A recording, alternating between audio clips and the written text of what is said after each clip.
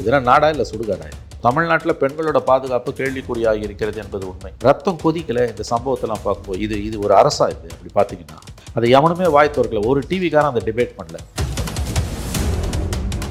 League ஆனதோட முக்கியம் அந்த கேவலமான எஃப்ஐஆரை யார் எழுதணும்? இது கேட்டால் மந்திரி ரகுபதி பீகாரை பார் உத்தரப்பிரதேசத்தை பாருன்றாரு. இப்படிலாம் பேச வெக்கமா இல்லை உங்களுக்கு? உதாரணத்துக்கு பீகாரையும் உத்தரப்பிரதேசமாக கம்பெனி தான் திராவிட மாடல் ஆட்சி இல்லை. அப்போ அதோட கேவலமான கவர்மெண்ட் இது நீங்களே ஒத்துக்கிறீங்களா? சட்டம் ஒழுங்கு சந்தி சிரிக்குது, உங்களால் கண்ட்ரோல் பண்ண முடியல குற்றச்செயல்களை. கூட்டணி கட்சிகள் இருக்குல்ல, ஹத்ராஸில், உனாவில், மணிப்பூரில் நடந்த தெருவுக்கு வரானுங்கல்ல, இந்த கூட்டணியில் திமுகவோட இருக்கும். ஒருத்தன் ஆர்ப்பாட்டம் பண்ணுறது இது பிரச்சனையை மூடி மறைக்கக்கூடிய ஒரு வேலை. யாரையோ காப்பாற்ற இந்த அரசு முயற்சிக்கிறது என்ற எண்ணம் தான் மேலோங்குது. அந்த எண்ணத்துக்குள்ள யூகம் தான் சொல்கிறாங்களே தவிர அது உண்மை இல்லைன்றாங்க. அப்படிதான் அவங்க சொல்லுவாங்க. அப்படின்னா எதுக்கு போராட்டத்துக்கு அனுமதி கொடுக்க வேண்டியது? ஒரு துண்டு பிரசுரம் கொடுத்தா கூட கைது செய்யக்கூடிய அளவுக்கு இந்த அரசு சர்வாதிகார பாதையில் போகிறது என்றால் யாரை காப்பாற்ற இந்த அரசு இருக்குது? அதே மாதிரி அவங்க மதுரையிலேருந்து பிஜேபி மகளிர் நடைப்பயணம் வராங்க, வந்துட்டு போட்டுங்க. உங்களுக்கு என்ன அதில் பயம்? சட்டம் ஒழுங்கு சீர்கட்டு போயிரு. என்ன சட்டம் ஒழுங்கு சீர்கட்டும்? போராட்டம் பண்ணுறான், அதில் எப்படி சட்டம் ஒழுங்கு சீர்கட்டும்? ஏன் நீ 10 வருஷம் எதிர்கட்சியாக இருக்கும்போது நீ பண்ணாத அட்டுழியமா? இப்போ கொரோனா காலத்தில் கூட வீட்டு வாசல்லையே நீங்கள் வந்து பதாகை ஏந்தி நிற்கல. எங்கே போனார் கனிமொழி? மணிப்பூர் விஷயத்தில் கச்சை கட்டி கொண்டு வந்து களத்திற்கு வந்த கனிமொழி என்று எங்கே போனார்? அவங்க அண்ணன் முதலமைச்சராக இருக்கிறாங்க, அவங்களுடைய மகன் வந்து துணை முதலமைச்சராக இருக்கிறார், அவங்க அப்பா வளர்த்த கட்சி. அதனால் வந்து ஒரு கண்ணில் வெண்ணெய் ஒரு கண்ணில் சுண்ணாம்புன்னு வச்சுக்கிட்டு இருக்காங்களா கனிமொழி? இப்போ இது அடக்குமுறைன்னு ஒரு பக்கம் சொல்லும் பட்சத்தில் அந்த ஞானசேகரன் அந்த குற்றவாளி திமுகவினர் தான் அப்படின்னு சொல்லி ஒரு தரப்பில் பயங்கரமாக ஆர்குமெண்ட் பண்ணுறாங்க. ஆனால் திமுகவினர் இல்லை, அவர் திமுக அடிப்படை உறுப்பினர் கூட கிடையாதுன்னு சொல்கிறாங்க. திமுக உறுப்பினர் இல்லைன்னா மந்திரியோட எப்படி உட்காந்து சோறு சாப்பிட்டாரு? எத்தனை புகைப்படங்களில் ஒரு திமுக முக்கியஸ்தர்களோடு இருக்காரு, திமுக பவள விழாவில் கலந்துக்கிறாரு, உறுப்பினராக இருக்காரா இல்லையா, இத்தனை நிகழ்ச்சிகளை அவர் எப்படி கலந்துக்கிட்டாரு? கலந்து போகிற வரவங்க எல்லாம் கட்சியில் ஆக்கிற முடியும்னு கேட்குறாங்க. ஆனால் ஒரு அமைச்சரோடு சாப்பிட்ற அளவுக்கு நெருக்கம் இருக்குன்னா கண்டவனா போய் மந்திரியோட உட்காந்து சாப்பிட முடியுமா? கூட்டணி கட்சியில் இருக்கக்கூடியவர் திருமாவளவன் அவரே சொல்றாரு சந்தேகம் இருக்குன்னு சொல்றாரு. இது கூட பதில் சொல்ல மாட்டாங்களோ? சொல்ல மாட்டாங்க. ஏன் திமுக இது வரைக்கும் முதலமைச்சரோ துணை முதலமைச்சரோ வாயை திறக்கல? என்ன காரணம்? மணிப்பூருக்கு வாய் திறந்த முதலமைச்சர், பிற மாநிலங்கள் நடக்கும்போது பேசிய முதலமைச்சர் ஏன் வாயை திறக்கல? ஏன் உதயநிதி ஸ்டாலின் வாயை திறக்கல? 20 வயது பெண் மனநலம் பாதிக்கப்பட்டவளை 7 மாதங்களாக ரேப் பண்ணியிருக்காங்க. பிடிக்கிறான் 7 பேரைன்னா அந்த நாயங்களை அரெஸ்ட் பண்ணி உள்ளே போடணும்ல, புத்தி சொல்லி அனுப்புறான்னு துடவாயம் தானே பண்ணியிருக்காங்க.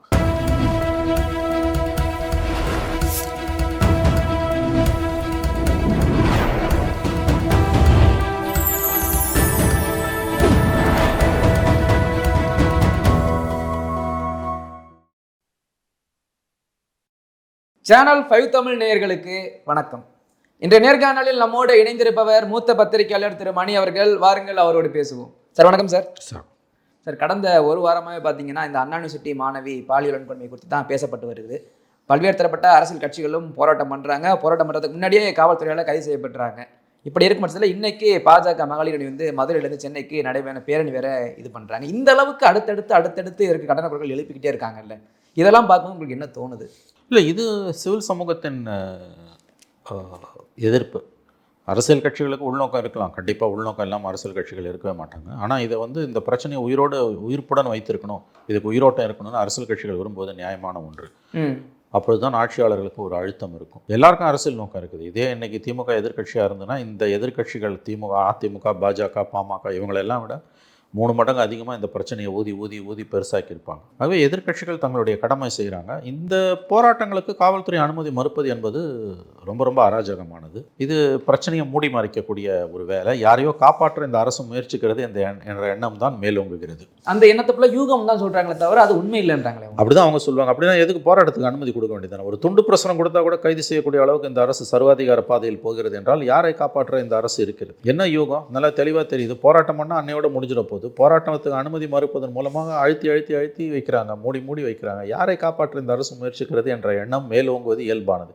அது யூகன்றது தவறான ஒரு பார்வை. உங்களுக்கு மறைக்கிறதுக்கு எதுவும் இல்லைன்னா எதற்காக அனுமதி மறுக்கிறீர்கள்?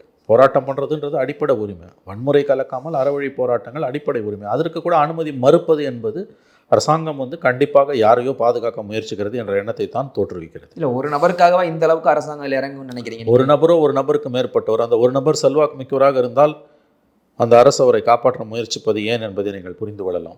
ஒரு நபராக கூட இருக்கலாம், ஒன்றுக்கும் மேற்பட்ட நபர்களாகவும் இருக்கலாம். யாரையோ காப்பாற்ற இந்த அரசு முயற்சிக்கிறது என்று நான் சொல்லவில்லை. ஆனால் அந்த எண்ணம் தோன்றும் அளவுக்கு தான் இந்த அரசின் செயல்பாடுகள் இருக்கின்றன. ஏன் நீ போராட்டத்துக்கு எதுங்க துண்டு பிரசுரம் கொடுக்கறத கூட தடுப்பது எவ்வளவு அயோக்கியத்தனமானது? இதெல்லாம் நாடா இல்லை சுடுகாடா? இது எந்த விதத்தில் இது நியாயம்? அதே மாதிரி அவங்க மதுரையிலேருந்து பிஜேபி மகளிர் அணி நடைப்பயணம் வராங்கன்னா வந்துட்டு போட்டுமே. இன்னும் உங்களுக்கு என்ன அதில் ஒன்றா உங்களுக்கு என்ன உங்களுக்கு வந்தது இதில்?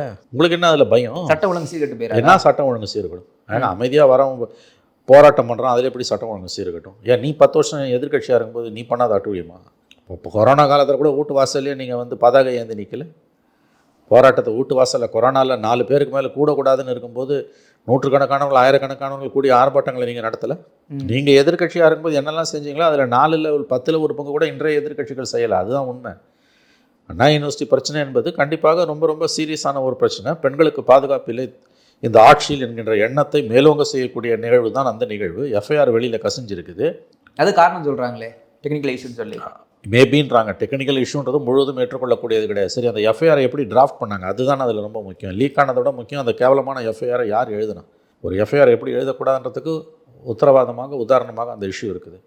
அப்போ எல்லா தவறுகளையும் காவல்துறை செய்துவிட்டு காவல்துறையை கையில் வைத்திருக்கக்கூடிய முதலமைச்சரும் திராவிட முன்னேற்ற கழகமும் எதிர்க்கட்சிகளை விமர்சனம் செய்வது என்பது ரொம்ப ரொம்ப தவறானது.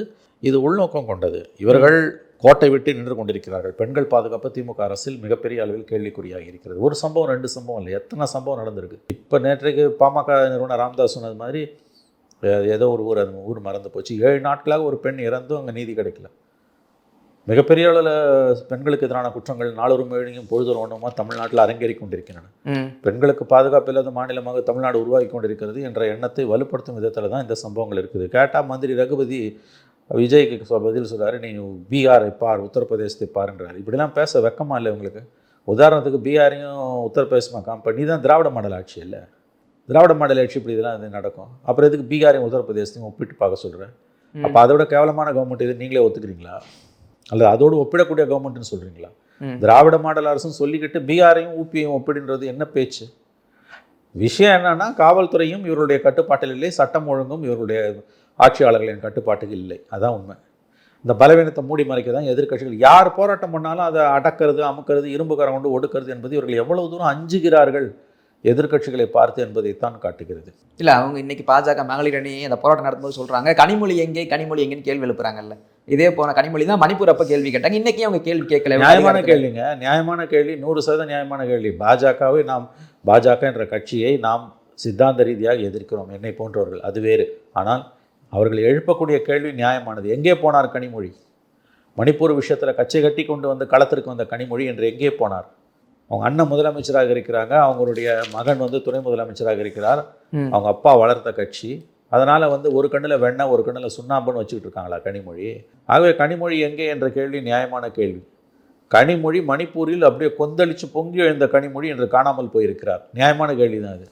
இதையெல்லாம் கேட்பதற்கும் இந்த பிரச்சனைகளை கிளப்புவதற்கும் கனிமொழியை பார்த்து விரல் நீட்டி கேட்பதற்கும் எதிர்க்கட்சிகளுக்கு, அது பிஜேபியாக இருந்தாலும் சரி, அவர்களுக்கு எல்லா உரிமையும் இருக்கிறது. எதிர்க்கட்சிகள் தங்களுடைய கடமையை செய்கிறார்கள், அவ்வளவுதான். இப்போ இது அடக்குமுறைன்னு ஒரு பக்கம் சொல்லும் பட்சத்தில் அந்த ஞானசேகரன் அந்த குற்றவாளி திமுகவினர் தான் அப்படின்னு சொல்லி ஒரு தரப்புல பயங்கரமாக ஆர்குமெண்ட் பண்ணுறாங்க. ஆனால் திமுகவினர் இல்லை, அவர் திமுக அடிப்படை உறுப்பினர் கூட கிடையாதுன்னு சொல்கிறாங்க.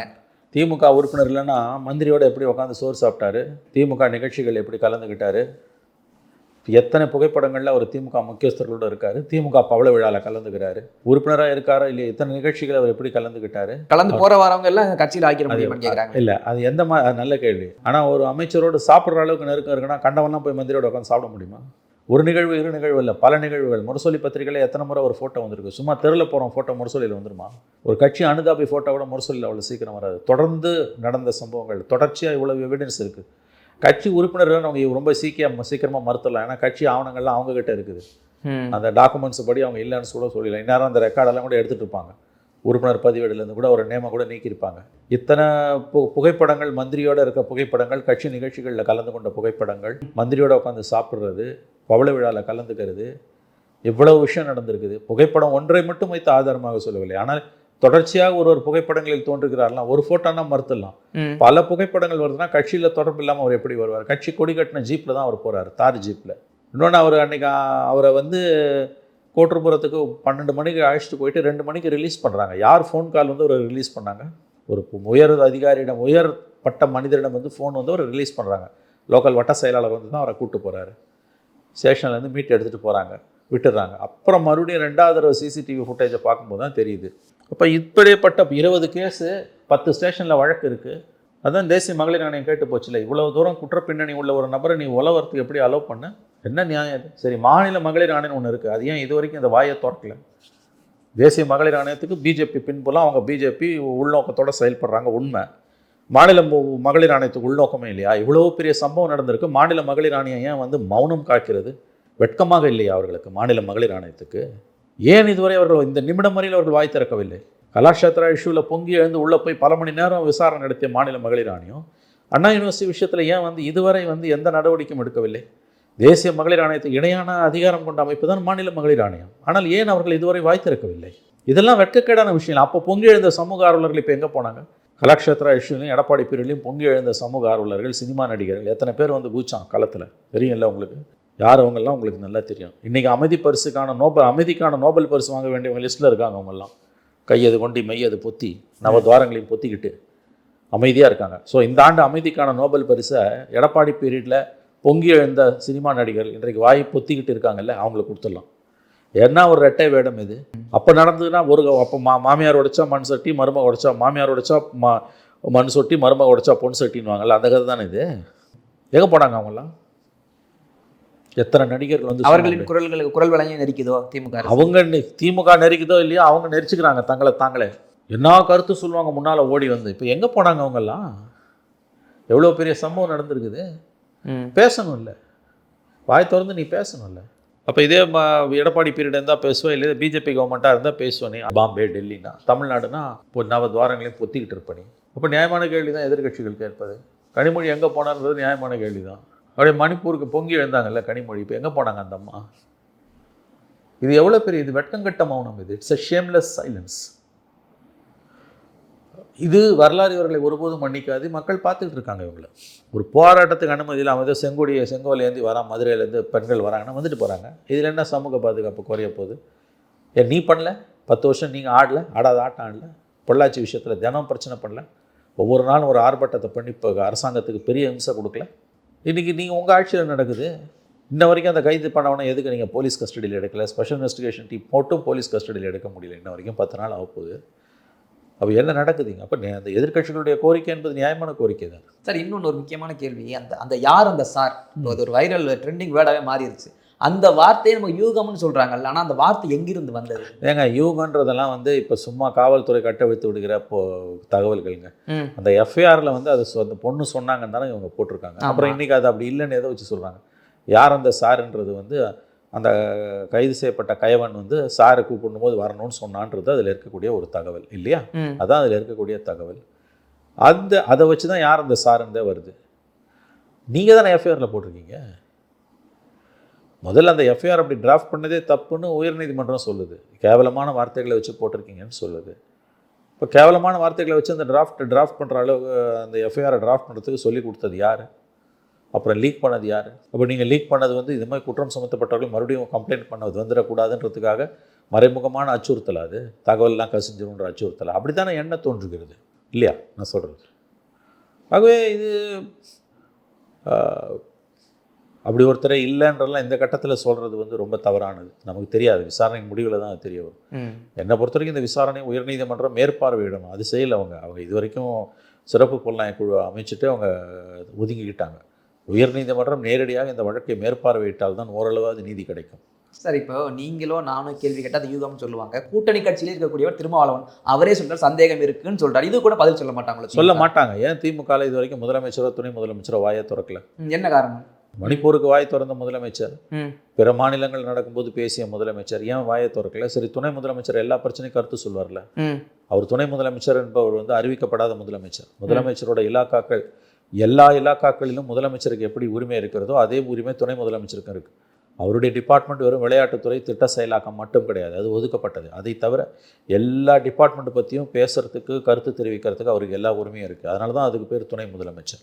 துணை முதலமைச்சர்னா சீஃப் மினிஸ்டர் அண்ட் வெயிட்டிங், காத்திருக்கக்கூடிய முதலமைச்சர். அவர் டிஃபெக்டோ சீஃப் மினிஸ்டர், அறிவிக்கப்படாத முதலமைச்சர். துணை முதலமைச்சர் என்பவர் அறிவிக்கப்படாத முதலமைச்சர். ஏன் உதயநிதி ஸ்டாலின் வாயை திறக்கல? மற்ற விஷயத்துக்குலாம் அவர் கருத்து சொல்வார்ல. இந்த விஷயத்துக்கு ஏன் முதலமைச்சரும் வாய் திறக்கல, துணை முதலமைச்சரும் வாய் திறக்கல? இதை ஏன் கடந்து போகிறாங்க? இது அப்படியே மோடியோட பாலிசி. முக்கியமான எந்த சம்பவம் நடக்கும்போது வாய் திறக்காமல் மௌனமாக இருக்கிறது மோடியோட பாலிசி. ஸோ மோடி அடியொற்றி இந்த அரசு, ஸ்டாலின் அரசு நடக்கிறது என்று தான் நாம் புரிந்து கொள்ள வேண்டும். சார் இப்போ நிறைய குற்ற சம்பவங்கள் நடக்குது, அதுவும் பெரிய குற்றங்கள் நடக்கும்போது அதை விசாரிச்சா பின்னணியில் திமுகவினர் இருக்காங்க அப்படின்னு எதிர்க்கட்சி குற்றம் சொல்றாங்க. அது உங்க சொல்றபடி தானே சார் இருக்கு. நிறைய ஜாபர் சாதிக் மேட்டா இருக்கட்டும், இப்போ இந்த மேட்டா இருக்கட்டும், நிறைய திமுகவினரே வர்றாங்களே, என்ன காரணம் அது? அதான் அரசியல் வந்து குற்றங்கள் வந்து அரசியல் மயமாக்கப்பட்டிருக்கு. அரசியல்வாதிகளோட துணையாக தான் குற்றங்கள் நடக்குது என்பது இன்றைக்கு மறுபடியும் நிரூபணமாகி இருக்கிறது. இது நியாயமான கேள்வி. எந்த பெரிய குற்ற சம்பவம் நடந்தாலும் அங்கே திமுக காரம் ஒருத்தனா 2 பேரும் இருக்கான்றது, அவர்கள் வந்து குற்றம் செய்பவர்கள் திமுகவில் சேர்ந்துட்டா தங்களுக்கான அடையாளம் கிடைத்து விடுகிறது, தங்களுக்கு ஒரு பாதுகாப்பு கிடைத்து விடுகிறது என்று எண்ணுகிறார்கள். அந்த அரசியல் பின்புலத்தை வைத்துக்கொண்டு குற்ற சம்பவங்களை அவர்கள் தொடர்ந்து அரங்கேற்றிருக்கிறார்கள். இது எடப்பாடி ஜெயலலிதா பீரியடு, எடப்பாடி பீரியடில் கூட இவ்வளோ மோசமாக இருந்ததில்லை. ஜாஃபர் சாதிக் மேட்டர் என்ன, போதை மன்னன், அவன் யாரோடலாம் ஃபோட்டோ எடுத்தான், எவ்வளோ பேரோட அவன் ஃபோட்டோ எடுத்து வந்தது. அதையும் அப்பயும் இதே கதையை தான் அளந்தாங்க. அவன் ஃபோட்டோ எடுக்கிறத வச்சுலாம் ஒருத்தர் எடை போட முடியாதுன்னு. ஏத்துக்கிட்டாங்க. ஆமா, இங்க வந்து அது கூட ஏத்துக்கல. அப்ப சொன்ன மாதிரி வந்து எந்த தப்பு செஞ்சாலும், எவ்வளவு சமூக விரோத காரியங்கள் ஈடுபட்டாலும் அவன் திமுக உறுப்பினராக இருக்கான் என்பது வந்து அதுதான் 3.5 ஆண்டு கால திராவிட மாடல் ஆட்சியின் சாதனைன்னு அதை சொல்லலாம். பல சாதனைகளை பண்ணாங்கல்ல, அதில் இது ஒரு சாதனை. கேட்டால் துபாய் பார், ஆப்பிரிக்கா வைப்பார், தென்கொரியா வைப்பார், இதை வந்துட்டார்ல ரகுபதி, உத்தரப்பிரதேசத்தையும் பீகாரையும் ஒப்பிட்டு பார்க்க வேண்டும். இப்படிலாம் பேச ஒரு மந்திரிக்கு வெக்கமா இல்லை? இங்கே நடக்குது அட்டுவீனா, நீ யூபியையும் பீகாரையும் பாருங்க. உங்களுக்கு தான் நாங்கள் ஓட்டு போட்டோம். ஓபியில் இருக்கணுங்க, பீகாரில் இருக்கணுமா ஓட்டு போட்டோம். திராவிட மாடலும் வாய்க்கழியே பேசுகிறீங்களா? அப்போ இங்கே மட்டும் எதுக்கு ஊபியை பார் பீகாரை பாருன்ற? சட்டம் ஒழுங்கு சந்தி சிரிக்குது, உங்களால் கண்ட்ரோல் பண்ண முடியல குற்றச்செயல்களை. சட்டம் ஒழுங்கும் அரசின் கட்டுப்பாட்டிலே, காவல்துறையும் அரசின் கட்டுப்பாட்டிலே. அதான் உண்மை, அதான் யதார்த்தமான உண்மை என்பது அதுதான். சரி, இந்த அளவுக்கு குற்றம் பண்ணுறாங்களே, உங்களுக்கு எப்படி துணிச்சல் வருது இந்த மாதிரி பண்ணுறோன்னா? ஆளும் கட்சியோட அடைக்கலம் இருக்குதால தான். கவர்மெண்ட்டை காப்பாற்றிடுன்ற எண்ணம் தான். இந்த நபரை வந்து பிடிச்சிட்டு போயிட்டு விட்டானுங்கல்ல, பிடிச்சிட்டு போய் எப்படி விட்டானுங்க, விட்டு அப்புறம் மறுபடியும் ஏதோ வேறு ஆளே கிடைக்கல, உண்மையான குற்றவாளி வேணும், 2வது தடவை அந்த சிசிடிவி ஃபுட்டேஜை போட்டு பார்க்கும்போது தான் தெரியுது அவங்களுக்கு. முதல் தடவை பிடிச்சிட்டு ஏன் விட்டாங்க, என்ன காரணத்தால் விட்டாங்க, யாருடைய ஃபோன் கால் வந்து விட்டாங்க, யாருடைய அழுத்தத்தில் விட்டாங்க, அதெல்லாம் கண்டுபிடிக்க வேண்டும். சிறப்பு புலனாய்வு குழு கண்டுபிடிக்க வேண்டும். கண்டுபிடிக்குமான்னு கேட்டிங்கன்னா அதுக்கு பதில் தெரியல. கண்டுபிடிக்க வேண்டும். கண்டுபிடிச்சா அது நல்லது. இது வந்து ஒரு ஆள் தானா, இதுக்கு பின்னால் ஒரு பெரிய கும்பல் இருக்கா, அதுதான் இப்போ நம்ம தெரிய வேண்டியது. ஆங்கிலத்தில் சொல்லுவாங்க, whether it is individual act or sex ராக்கெட்னு வாங்க. இது ஒரு தனிநபர் சம்பந்தப்பட்ட விஷயமா, அல்லது இங்கே இது வந்து ஒரு பெரிய ஒரு செக்ஸ் ராக்கெட் பின்னால் இருக்குதா, பல பிரமுகர்கள் இருக்கிறார்களா என்பது தான் ஆராயப்பட வேண்டிய ஒரு உண்மை. விசாரணையில் வரும் என்று நாம் எதிர்பார்க்கலாம். என்னை பொறுத்தவரையில் இந்த 3 IPS அதிகாரிகளும் தமிழ்நாடு கேடரை சேர்ந்தவங்க. அதனால் வந்து முழுவதுமாக வந்து அவர்கள் வந்து அதாவது ஆளும் தரப்பில் மிக மிக பெரியவர்கள் இதில் ஈடுபட்டிருந்தால் இவர்கள் எந்த அளவு விசாரணையை கொண்டு போவார்கள் என்பதில் எதிர்க்கட்சிகளுக்கும் பொதுமக்களுக்கும் ஒரு சந்தேகம் இருக்கிறது. அது நியாயமான சந்தேகம். ஆகவே இந்த கேள்வி அவங்களுக்கு எழுப்பியிருக்குல்ல சார்? கண்டிப்பாக எழுப்பியிருக்கோம். ஆகவே இந்த வழக்கை வந்து உயர்நீதிமன்றம் மேற்பார்வையிட வேண்டும் என்பதுதான் இன்றைக்கு சிலருடைய கருத்தாக இருக்குது. மானிட்டரிங் த கேஸ், விசாரணை தீர்ப்பு கொடுத்து 3 IPS அதிகாரிகள் வச்சு ஸ்பெஷல் இன்வெஸ்டிகேஷன் டீமை போட்டு கழட்டி விட்டுட்டாங்க, அவ்வளோதான், அதோட முடிஞ்சிச்சு அப்படின்னா இப்போதைக்கு நிலைமை. ஆனால் இது கூடாது, இது தொடரணும். எப்படின்னா வழக்கு விசாரணையை சென்னை உயர்நீதிமன்றம் கண்காணிக்க வேண்டும். அதுக்கு பேர் மானிட்டரிங் த இன்வெஸ்டிகேஷன். அப்படி என்ன அர்த்தம்னா, இன்றைக்கி காலையிலேருந்து ராத்திரி வரைக்கும் யார் யார்கிட்ட விசாரித்தோம், அவங்க என்ன சொன்னாங்கன்றதை அந்த விசாரணை அதிகாரி தன்னுடைய டைரியில் எழுதுவார். ஒவ்வொரு நாளும் காலையில் 7 மணிக்கு விசாரணை ஆரம்பித்து நைட்டு 10 மணிக்கு முடிக்கிறாங்கன்னு ஒரு உதாரணத்துக்கு சொல்கிறேன். இந்த 15 மணி நேரம் 16 மணி நேரத்தில் யார் யாரை விசாரித்தோம், யார் யார் என்ன சொன்னாங்க, அதோட ஜிஸ்ட்டு, நாளைக்கு யாரை பிளான் பண்ணுறோம், இந்த வரைக்கும் இந்த 15 மணி நேரம் விசாரணையில் எங்களுக்கு தோன்றிய சந்தேகங்கள், கருத்துக்கள் என்ன, இது எல்லாத்தையும் அந்த டைரியில் எழுதுவாங்க. ஒவ்வொரு வாரம் அல்லது 10 நாளைக்கு ஒரு தடவை அல்லது 2 வாரத்துக்கு ஒரு தடவை ஹைகோர்ட்டில் ஒருவேளை இந்த வழக்கை உயர்நீதிமன்றம் மேற்பார்வையிடுதுன்னா, மானிட்டர் பண்ணுறதுன்னா, இந்த டைரி அங்கே சமர்ப்பிக்கணும். அது நீங்கள் உண்மையாக எழுதுனீங்கன்னா அந்த டைரியில் இருக்கிறதுக்கும் இட்டுக்கட்டி எழுதினீங்கன்னா இருக்கிறதுக்கும் ஈஸியாக வித்தியாசத்தை கண்டுபிடிச்சிடலாம். ஏன்னா பொய் சொன்னீங்கன்னா தான் நீங்கள் நிறைய விஷயங்களை ஞாபகம் வச்சுக்கணும்.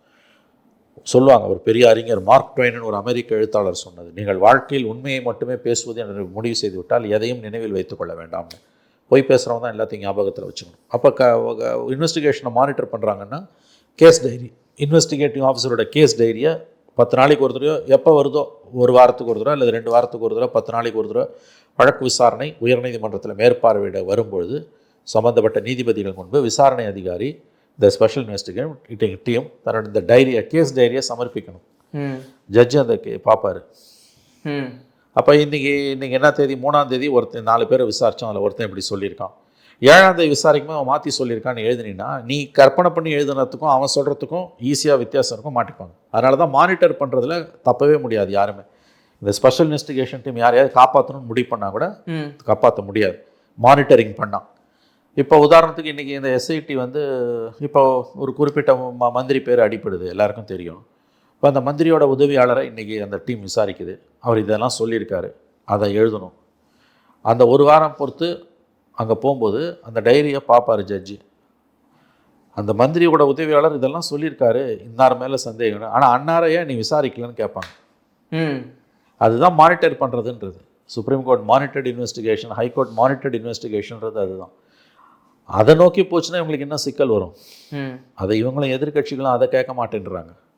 சரி, எதிர்கட்சிகளும் இன்னும் கொஞ்சம் இமேஜினேஷனோட ஃபைட் பண்ணணும். இதே திமுகவாக இருந்ததுன்னா இப்போ இந்த நான் சொன்னேன்ல, இந்த மாதிரி வந்து ஒரு சிபிசிஐடி விசாரணை உத்தரவு போட்டிருக்காங்கன்னா இவங்க ஒரு பதில் மனு போடுவாங்க. விசாரணை போட்டது வரவேற்கத்தக்கது, ஆனால் ஸ்பெஷல் இன்வெஸ்டிகேஷன் டீம் போட்டது அதை மானிட்டர் பண்ணணும், மேற்பார்வையிட வேண்டும். வழக்கு விசாரணையை சிறப்பு புலனாய்வு குழு அமைத்ததோடு உயர்நீதிமன்றம் நிறுத்தி கொள்ளக்கூடாது, அது வழக்கு விசாரணையை மேற்பார்வையிட வேண்டும்னு ஒரு கோரிக்கையை வைக்கும்போது அதை நீதிமன்றம் ஏற்றுக்கொள்ளுகிறதோ ஏற்றுக்கொள்ளவில்லையோ மக்கள் கவனம் அது பக்கம் திரும்பும். இப்போ பப்ளிக் ப்ரெஷர் அதிகமாகும். அப்போ நீதிபதிகளை நோக்கி கேள்வி கணைகள் சமூகத்துக்கு உள்ளேருந்தும் வரும், நீதிமன்றங்கள் உள்ளே இருந்தும் வரும். நீங்கள் ரொம்ப சுறுசுறுப்பாக எஸ்ஐடி போட்டிங்க, மாநில காவல்துறை மேலே நம்பிக்கை இல்லைன்னு, கமிஷனர் மேலே நம்பிக்கை இல்லைன்னு. இந்த அதிகாரிகள் தமிழ்நாடு காவல்துறையை சேர்ந்தவங்க தான். ஆனால் கமிஷனருக்கு சிட்டி போலீஸ்லேருந்து அதை தூக்கி வெளியில் கொடுத்தது கமிஷனர் மேலே நம்பிக்கை இல்லைன்றது. ஏன்னா அவர் ஒருத்தர் தான் சம்மந்தப்பட்டார்னு பேசினது, முன்னுக்கு பின்னா ஃப்ளைட் மோடில் இருந்ததுன்னு சொன்னதெல்லாம் சில தகவல்கள் வந்து அவர் பேசக்கூடாத தகவல்களை சொன்னார். அதனால தான் உயர்நீதிமன்றம் நீ எப்படி வந்து ப்ரெஸ் மீட் கொடுக்கலான்ற லெவலுக்குலாம் போச்சு. இப்போ இந்த எஸ்ஐடி போட்டது காவல்துறை ஆணையாளர் மீது, சென்னை மாநகர காவல்துறை மீது தனக்கு நம்பிக்கை இல்லை என்பதை வெளிப்படையாக உயர்நீதிமன்றம் தெரிவித்து விட்டது. இப்போ நம்ம என்ன கேட்குறோம், இதோட அடுத்த ஸ்டேஜுக்கு இதை கொண்டு போனோம். இதோட ஸ்பெஷல் இன்வெஸ்டிகேஷன் டீம் போட்டதோட கவர்மெண்ட் கோர்ட் ஒதுங்கிக்கிச்சு. மறுபடியும் கோர்ட்டை பிக்சருக்குள்ளே கொண்டு வரணும். ஏன்னா பாதிக்கப்பட்ட பெண்ணுக்கு இன்றைக்கும் உதவியாக இருக்கிறது நீதிமன்றம் தானே ஒழிய இந்த முதலமைச்சரோ துணை முதலமைச்சரோ உதவியாக இல்லை, அரசோ உதவியாக இல்லை. 25 லட்ச ரூபாய் கொடுக்க சொல்லிலாம் நீதிமன்றம் தான் உத்தரவு போட்டுது, கவர்மெண்ட் ஒன்றும் கொடுக்கல. முதலமைச்சரிடமிருந்து எந்த ஸ்டேட்மெண்ட்டும் வரல, துணை முதலமைச்சரிடமிருந்து எந்த ஸ்டேட்மெண்ட்டும் வரல. ஒரே ஒரு அறிக்கை சந்தேகத்தை எழுப்புது. இல்லை, வழக்கு விசாரணை நடுநிலையோடு நடைபெறும். இப்போ தவறு செய்தவர்கள் யாராக இருந்தாலும், என் கட்சிக்காரர்களாக இருந்தாலும் கூட, யாராக இருந்தாலும் தப்ப முடியாது. சட்டம் தன் கடமையை செய்யும். யார் தவறு செய்திருந்தாலும் அவர்கள் என் கட்சிக்காரர்களாக இருந்தாலும் அரசியல் இருப்பவர்களாக இருந்தாலும் தப்ப முடியாது. பாதிக்கப்பட்ட பெண்ணுக்கு நானும் என் அரசும் உறுதுணையாக இருக்கிறோம்னு ஒரே ஒரு ஸ்டேட்மெண்ட் முதலமைச்சர்கிட்ட அது வந்திருந்ததுன்னா இன்றைக்கி இவ்வளோ தூரம் நிலைமை மோசமாக போயிருக்காது. இன்றைக்கி இந்த அரசை நம்ப தயாராக இல்லை மக்கள். அதனால தான் நான் சொல்கிறேன், இந்த வழக்கு விசாரணையை எஸ்ஐடி போட்டதோடு நிறுத்திக்கக்கூடாது. ஏன்னா எஸ்ஐடி வந்து முழுக்க முழுக்க மாநில காவல்துறை, தமிழ்நாடு கேடர் ஐபிஎஸ் ஆஃபீஸர்ஸ் தான். அவங்க லாயல்ட்டி வந்து எப்பயுமே ஆட்சியாளர்கள் பக்கம் தான் இருக்கும், யார் ஆட்சியில் இருந்தாலும். ஆகவே இந்த வழக்கில் நமக்கு நீதி கிடைப்பது உறுதிப்படுத்தப்பட வேண்டும் என்றால் கண்டிப்பாக சென்னை உயர்நீதிமன்றம் எந்த சிறப்பு புலனாய்வு குழுவை வைத்து விசாரிக்க வேண்டும் என்ற சென்னை உயர்நீதிமன்றம் உத்தரவு பிறப்பித்ததோ அதே உயர்நீதிமன்றம் இந்த வழக்கு விசாரணையை மேற்பார்வையிட வேண்டும். ஆங்கிலத்தில் சொல்வதனால் இந்த Madras high court which ordered the SIT to be formed and investigate the case should also agree to monitor the case. இந்த வழக்கை கண்காணிக்க, மானிட்டரிங்னா அதுக்கு தான் நான் சொன்னேன், 5 நாள் 10 நாள் 15 நாளைக்கு ஒரு தடவை வழக்கு விசாரணை வரும்போது அதற்கு முந்தின 15 நாட்களில் யார் யாரை விசாரித்தோம், என்னென்ன சொன்னாங்க அப்படின்றத டீட்டெயிலாக ஒவ்வொரு நாளும் ஐயோ எழுதணும் டைரியில். அந்த டைரியை ஜட்ஜு முன்னால் வைக்கணும். அப்போ இவங்க உண்மையாக செயல்படுறதுக்கும் யாருடைய அழுத்தத்தால் விசாரணை இவங்களே சீர்குலைக்கிறாங்கன்னா அது ரெண்டுத்துக்குமான வித்தியாசத்தை கோர்ட் ஈஸியாக கண்டுபிடிச்சிட்டோம், அதிலே தெரிஞ்சிடும். அதனால தான் இன்றைக்கு எழும்பி இருக்கக்கூடிய சென்னை உயர்நீதிமன்றம் இந்த வழக்கை அண்ணா பல்கலைக்கழக மாணவி வழக்கை மேற்பார்வையிட வேண்டும். சார் ரொம்ப முக்கியமானது. இதில் முக்கியமானது சார், தொடர்ந்து இங்கே பெண்களுக்கு பாதுகாப்பு இல்லைன்னு எதிர்கட்சிகள்லாம் ஒரு மொத்தமாக சொல்லுது. அதோட எடுத்துக்காட்டாக தான் அமைஞ்சிக்கரையில் ஒரு சிறுமிக்கு பாலியல் வன்கொடுமை, இப்போ சமீபத்தில் புதுக்கோட்டையில் ஒரு நர்சிங் மாணவி வந்து பாலியல் வன்கொடுமை செய்யப்பட்டு கொலை செய்யப்பட்டு கிணற்றுல கிடந்தாங்க. 7 நாள் அது விசாரணையே இல்லை. ஆமா. இந்த மாதிரி தொடர்ந்து அதுவும் திமுக நிர்வாகி ரிலேட்டிவ்னு சொல்றாங்க, வழக்கு விசாரணை பண்ணலன்னு அந்த பெற்றோரே சொல்றாங்க. இப்படி நடந்துகிட்டே இருக்குல்ல. இன்னைக்கு எடப்பாடி சொல்றாரு, பெண்கள் இனிமேல் இந்த அரசை நம்பாதீங்க, கையில நீங்க பாதுகாப்பு உபகரணங்களோட போங்கன்னு சொல்றாரு. இதை ஏத்துக்க மாதிரி தான் இருக்கா? இல்லை, அது அதிகப்படியான ஸ்டேட்மெண்ட்டு. அதை வந்து நீங்கள் லிட்ரலி அப்படியே எடுத்துக்க வேணாம். உண்மையிலே இங்கே தமிழ்நாட்டில் பெண்களுக்கான பாதுகாப்பு கேள்விக்குறியாக இருக்குது என்பது உண்மை. நீங்கள் உத்தரப்பிரதேச அளவுக்கு, மத்திய பிரதேச அளவுக்கு, பீகார் அளவுக்கு இங்கே நிலைமை மோசமாக போகலன்றது உண்மை. ஆனால் இங்கே தமிழ்நாட்டோட ஸ்டாண்டர்டு படி இது மோசமாக போயிருக்கு. எது நடந்தாலும் நீ யூபியை பார், மத்திய பிரதேசத்தை பார், உகண்டாவை பார், ரஷ்யாவை பார், நீ வந்து ஈரானை பார், தென்கொரியாவை பார், வடகொரியாவை பாருலாம் அந்த காலத்துலேருந்து திமுக கதை விடும். காங்கிரஸ் கவர்மெண்ட்டில் தான் இப்படி தான் கதை அளப்பார்கள் அவர். அந்த கதை அளக்கிறது, காதில் பூ சுற்றுறது, கம்பி கட்டுற வேலைலாம் இனிமேல் நடக்காது. நடிகர் விஜய் கட்சி ஆரம்பிச்சிருக்காரு, அவர் அரசியல் கட்சி தலைவர், அவர் சட்டம் ஒழுங்கு சீர்குலைதுன்னு சொல்லும்போது நீ போய் ஊபியை பார், பிஆரை பார்னு மந்திரி ரகுபதி சொல்கிறது ஆணவமான பதில். இன்றைக்கி எடப்பாடி பழனிசாமி கையில் ஆயுதங்களை வைத்துக் கொள்ளுங்கள்ன்றார் பெண்கள். இது வந்து ரொம்ப ஒரு அதிகப்படியான ஸ்டேட்மெண்ட். நான் ஒப்புக்கொள்கிறேன். இந்த ஸ்டேட்மெண்ட்டை நான் ஏற்றுக்கல.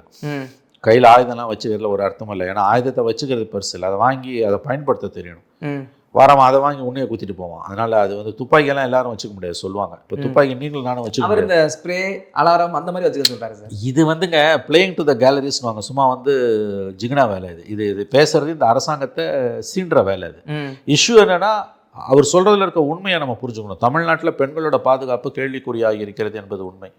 ஊபியை விட பீகாரோட இங்கே மேலே இருக்குன்னா அது உண்மை, நல்லா தான் இருக்குது. ஆனால் தமிழ்நாட்டோட அளவுகோல் படி பார்த்தீங்கன்னா இங்கே நிலமா கேவலமாக போயிருக்குது, மோசமாக போயிருக்குது. இப்போ இந்த சம்பவம் மட்டும் இல்லைங்க, அண்ணா நகர் சிறுமி பாலியல் வன்புணர்வில் என்ன நடந்தது நமக்கு தெரியும். 10 வயசு பெண் குழந்தைய பாலியல் வன்புணர்வு பண்ணதில் குற்றம் சாட்டப்பட்ட பாதிக்கப்பட்ட குழந்தைய நீதி கேட்டு ஸ்டேஷனுக்கு போனால் அந்த கூலி தொழிலாளர்கள் அவங்கள நிர்வாணப்படுத்தி காவல்துறை அடிக்குது. ரத்தம் கொதிக்கலை இந்த சம்பவத்தெல்லாம் பார்க்கும்போது. இது ஒரு அரசா? இது அப்படி பார்த்தீங்கன்னா அதை எவனுமே வாய் திறக்கல. ஒரு டிவிக்காரன் அதை டிபேட் பண்ணல. இது எவ்வளோ மானங்கட்ட மீடியா, தமிழ்நாடு மீடியா, மானங்கட்ட மீடியா, தொலைக்காட்சிகள் குறிப்பானா ஒருத்தன் அதை டிபேட் பண்ணல. உங்களுக்கு தெரியும் இல்லையா, 3 மாதத்துக்கு முன்னால் அண்ணா நகரில் ஒரு 10 வயது பெண் குழந்தை, கூலி தொழிலாளர்களோட குழந்தைய ஒரு கயவன் அவன் வந்து பாலியல் வன்புணர்வு பண்ணுறான். அந்த குழந்தைக்கு உடல் ரீதியாகவும் பாதிப்பு. ஸ்டேஷனுக்கு எடுத்துகிட்டு ஓடுறாங்க. அந்த பெற்றோர் நிர்வாணப்படுத்தி அந்த காவல்துறை ஆய்வாளர் அவரும் ஒரு பெண்மணி தாக்குகிறார். அதன் பிறகு அந்த குழந்தையும் எவன் செஞ்சானோ அவன் உக்காந்துருக்கான் சேர் போட்டு. அதன் பிறகு அந்த குழந்தைய மருத்துவமனைக்கு எடுத்துகிட்டு போய் அங்கேருந்து அந்த டாக்டர் ட்ரீட்மெண்ட் கொடுத்தவர் கம்ப்ளைண்ட் பண்ணி அவர் சொல்லி ட்ரீட்மெண்ட் பண்ணி ஆகணும் அப்படின்னு சொன்ன பிறகு ஏதோ கொஞ்சம் நடவடிக்கை எடுக்கிறாங்க. இந்த விஷயம் டைம்ஸ் ஆஃப் இந்தியாவில் பேஜ் 1 நியூஸாக வருது. அதை வந்து தன்னிச்சையாக இந்த பெஞ்ச் இப்போ சமீபத்தில் இந்த 2 நாளைக்கு முன்னால் அண்ணா யூனிவர்சிட்டி இஷ்யூவில் ஸ்பெஷல் இன்வெஸ்டிகேஷன் டீம் போட்ட அதே பெஞ்ச், ஜஸ்டிஸ் சுப்பிரமணியம் அண்ட் இன்னொரு பெஞ்ச், அவங்க என்ன பண்ணுறாங்க, அதில் சுப்பிரமணியம் ஜட்ஜ், இன்னொரு ஜட்ஜ் யாருன்னு தெரியல, அவங்க சுவமோட்டாவை தன்னிச்சையாக சிபிஐ விசாரணை உத்தரவு போடுறாங்க. மாநில காவல்துறை மேலே எங்களுக்கு நம்பிக்கை இல்லைன்னு. எவ்வளோ பெரிய அடி இது இந்த அரசுக்கு. முகத்தில் கறி அள்ளி பூசியிருக்காங்கல்ல. உடனே சுப்ரீம் கோர்ட்டுக்கு தமிழ்நாடு கவர்மெண்ட்டு போச்சு. அவங்க சிபிஐ விசாரணை வேணாம், சிபிஐ விசாரணை போனால் 7 வருஷம் 10 வருஷம் ஆகும், ஸ்பெஷல் இன்வெஸ்டிகேஷன் டீமை போடுங்க, 7 அதிகாரிகளை கொண்ட டீமை போடுங்கன்னு போட்டு விசாரணை நடந்துகிட்ருக்கு. இது நடந்து 2 மாதம் 3 மாதத்துக்குள்ளே அண்ணா யூனிவர்சிட்டி இன்சிடென்ட். அதில் இருக்க 2 அதிகாரிகள் இன்னும் இதுலேயும் இருக்காங்க.